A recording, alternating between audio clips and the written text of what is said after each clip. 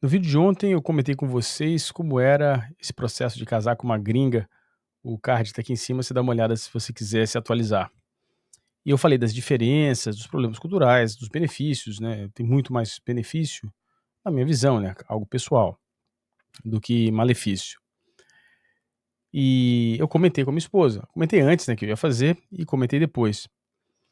E isso gerou uma discussão enorme, não sobre o vídeo, mas sobre o Brasil, sobre a nossa relação, minha relação e dela e do casal com o Brasil. E eu achei interessante de gravar um vídeo a respeito disso, porque a conversa foi muito legal, porque fala das perspectivas diferentes que nós temos sobre o Brasil e como a vida do casal alterou-se depois que nós visitamos o Brasil.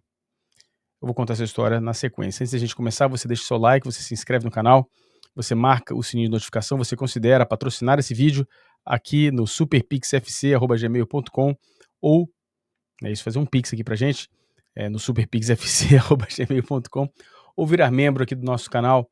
Você se tornando membro, você tem acesso ao nosso grupo do WhatsApp. E, na verdade, o nosso clube de membros, eu considero a essência aqui do canal, porque é através desse clube de membros que nós vamos trocar informações, onde um grupo de brasileiros, mais de 30 deles, que moram em diversas partes do mundo, trocam informações a respeito de viagem, de processos, de vistos, de documentação, essa burocracia relacionada com a imigração, fala de viagens. Hoje mesmo, um novo membro entrou no nosso grupo e falou sobre as possibilidades, perguntou sobre as possibilidades de se trabalhar em outros países com a profissão dele, e várias pessoas comentaram. Enfim, a essência do canal é criar uma bolha onde as pessoas conversem e se ajudem nesse processo difícil, complicado e longo de morar fora do Brasil. É um processo que muda a vida de qualquer pessoa.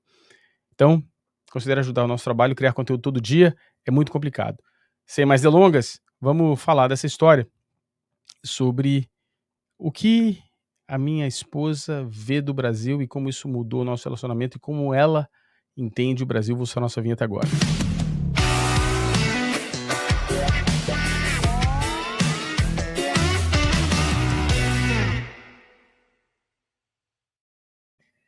Bom, é, é muito curioso a maneira como ela vê o Brasil.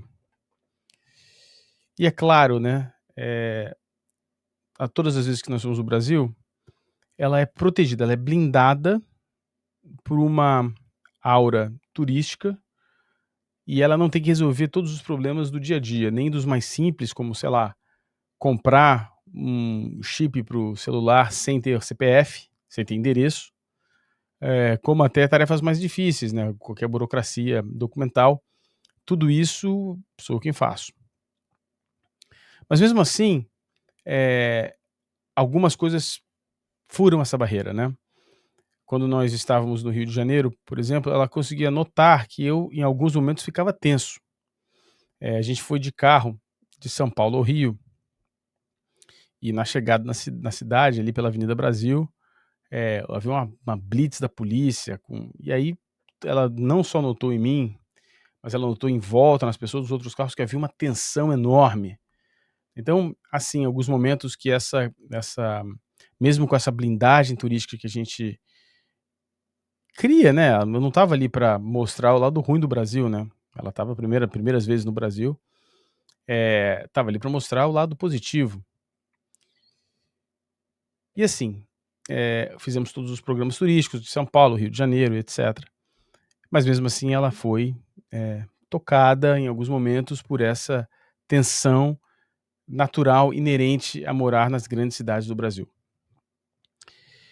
E nós conversamos sobre isso, quando estávamos no Brasil, a respeito dessa tensão, que para o brasileiro às vezes passa desapercebido, mas para o estrangeiro, atento a isso, ele nota. Uma boa parte dos estrangeiros não nota, porque não está no radar deles observar essas coisas, mas no caso dela, sim. Eh, Nós tivemos alguns momentos de violência, assim, né, de falta de trato que o estrangeiro, na maior parte das vezes, não está acostumado. Aqueles exemplos que eu falei sobre, sei lá, desde dentro do ônibus, como as pessoas se tratam, né, "Vai, você vai descer no ponto, não vai, então sai da minha frente!", aquelas coisas assim. Eh, então ela notou isso. E nós tivemos também em cidades bem pequenas. Minha mãe mora numa cidade muito pequena, no interior do Espírito Santo, e é uma lida diferente. Ela até se relacionou mais com as pessoas nessa cidade pequena, mas também fica chocada com a falta de infraestrutura. Eh, eu nunca tive alergia a nada, mas nessa, não me lembro se foi na primeira ou na segunda, não me lembro, nós fomos 3 vezes ao Brasil juntos, eu não me lembro em qual das vezes foi. Mas eu estava indo de carro pra cidade da minha mãe, no Espírito Santo, em Anchieta, onde ela mora, e eu fui picado por um bicho no carro. Eu senti coçar aqui no joelho. 10 minutos depois eu estava tudo inchado, coçando, com dificuldade para respirar. Eu estava a 10 quilômetros da cidade da minha mãe, aí cheguei, ela me deu um anti-histamínico, eu melhorei um pouco, mas 20 minutos depois começou de novo, parando no pronto-socorro. E ali não tinha outro jeito, era um pronto-socorro público em Anchieta, às 2 horas da manhã.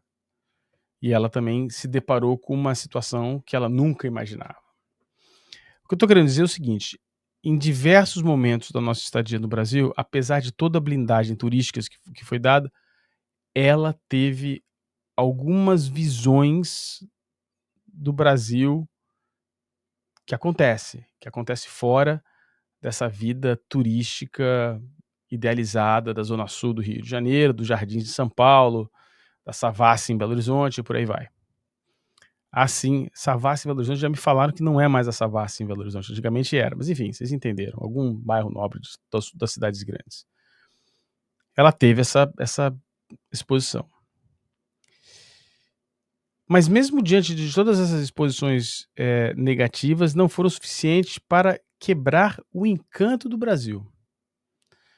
Ela adora o Brasil, adora o Brasil. Ela tem receio, por conta da nossa filha, né, da da exposição à violência que uma criança pode ter no Brasil, mas sobretudo, se não tiver, dos cuidados que são necessários para que pra essa criança não ter essa exposição, que é algo completamente alienígena para uma pessoa que está aqui na Nova Zelândia. Então isso pesaria, por exemplo, se eu tivesse que voltar para o Brasil por alguma razão de trabalho e etcétera. Mas mesmo com todas as exposições aos problemas, ainda assim ela adora o Brasil. Isso, sem ser demagogo e fazer uma demagogia barata aqui no canal, isso é motivo de esperança, porque o brasileiro normal percebe o Brasil ou com uma euforia e ingenuidade estúpida: "Ah não, é o maior país do mundo, não há país igual ao Brasil", isso é uma bobagem, isso é uma bobagem, é uma bobagem. Ou com o senso crítico vira-lata: "Nada no Brasil presta, o Brasil é uma merda", aí, assim, os extremos, né. E o Brasil não, o Brasil é um país, lindo, com deficiências profundas, um atraso social imenso, desproporcional aos problemas que tem, por conta de raízes históricas, mas é um país que tem solução. Muito difícil vê-la nesse momento, é muito di essa polarização, também estúpida, que vai destruindo o Brasil, mas quando você coloca uma perspectiva de uma pessoa de fora olhando para o Brasil e avalia as coisas é claro, ela não teve que lidar com a burocracia brasileira, ela não teve que lidar com os problemas, documentais do Brasil, aquelas loucuras, aquelas insanidades. Ela não teve que lidar com corrupção, ela teve que lidar com o resto do Brasil. As lidas com as pessoas no dia a dia, a relação emocional que as pessoas têm entre elas. As pessoas gostam disso, as pessoas são abertas, as pessoas são receptivas, e isso é positivo. Falta ao Brasil, né, e ela não tem essa noção, nem é para ter, acho que talvez ninguém tenha, de dar o clique para transformar as coisas boas no Brasil num país decente. E e aí, isso é para introduzir a nossa conversa, né, e nós começamos a conversar sobre isso, sobre nossas diferenças culturais e a compreensão dela de algumas coisas que eu faço e como eu me comporto depois de irmos ao Brasil. Ela começou a entender, por exemplo, que todo mundo fala como eu, aquilo que eu havia citado no vídeo passado. "Pô, não faz isso!" Que alguém falou: "Ah, isso é microviolência". Não, isso não é microviolência de jeito nenhum, eu não estava agredindo ela. E tanto é que eu expliquei e ela entendeu que não era uma agressão. E não tinha nenhuma intenção de agredi-la, né, imagina. E ela começou a entender algumas questões do comportamento, ela começou a entender algumas críticas que eu fazia ao país. E uma coisa curiosíssima, né, e até aconteceu hoje novamente.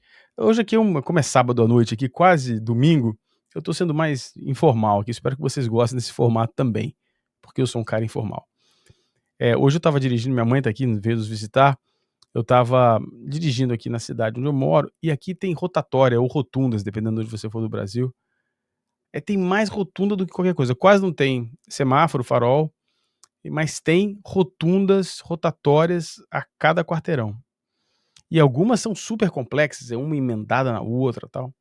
E vira e mexe tem um carro ali que erra ali a saída, tal. E eu fiz uma reclamação, né. "Ó, isso aqui", aí minha mãe falou: "Pô, mas é legal isso, não tem semáforo, para de reclamar, cara chato". Falei: "Ah, mãe, mas é rotatória", ela falou: "Pô", ela começou a discutir e eu lembrei, né. E aí depois à noite conversei com a minha esposa a respeito disso, nós demos risada. Nós íamos a Paraty, nós íamos nos casar em Paraty, só que a pandemia mudou todos os projetos. E a gente descendo a serra de Ubatuba, ali pra chegar em Ubatuba mesmo, tinha aquela grande rotatória em Ubatuba e a gente ia pra Paraty.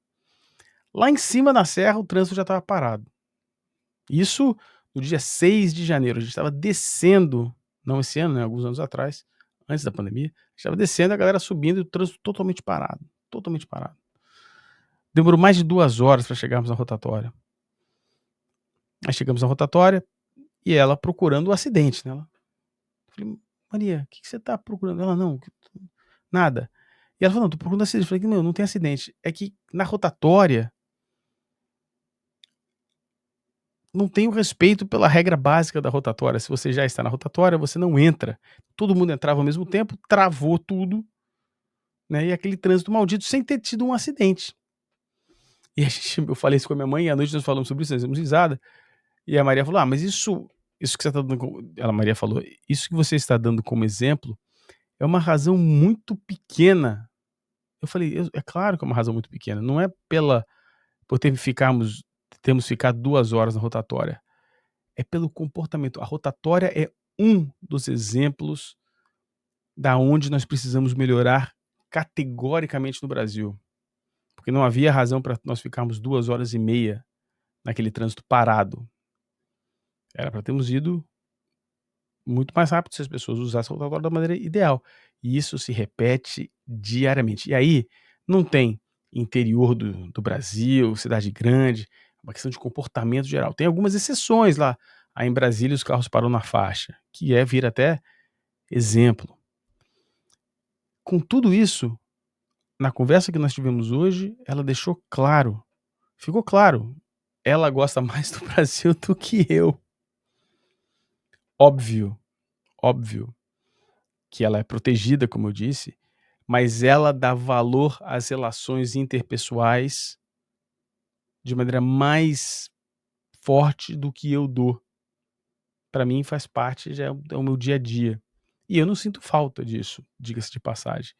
Mas para ela é uma coisa tão encantadora, é uma coisa que deveria ser explorada, é um patrimônio imaterial do Brasil, que é como as pessoas se relacionam do jeito positivo, tá? Que tem um jeito negativo também, as ofensas, a violência gratuita, tudo isso.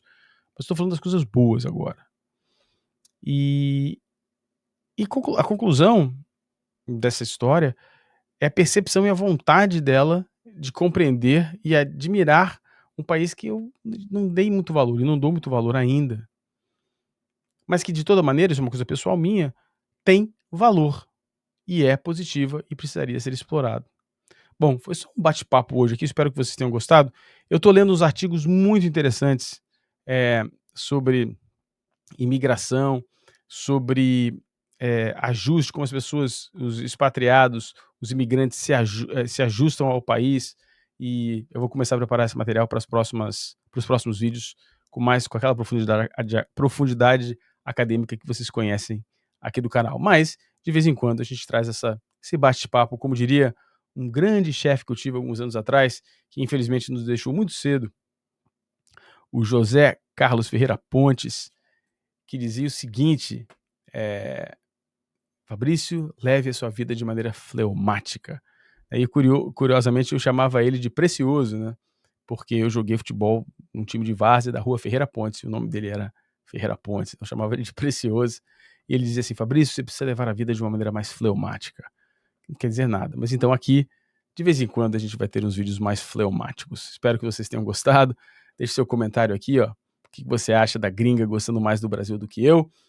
Se você conhece uma gringa, se você vive com uma gringa, se você já se relacionou com uma gringa ou gringo, né? Diga-se de passagem, dependendo da sua parte, né, qual cônjuge você tem. Escreve aqui embaixo, deixe seu comentário. Não se esqueça de sair, deixar o like, se inscrever no canal. Considere virar membro, custa muito pouquinho e ajuda esse canal a continuar produzindo conteúdo diariamente.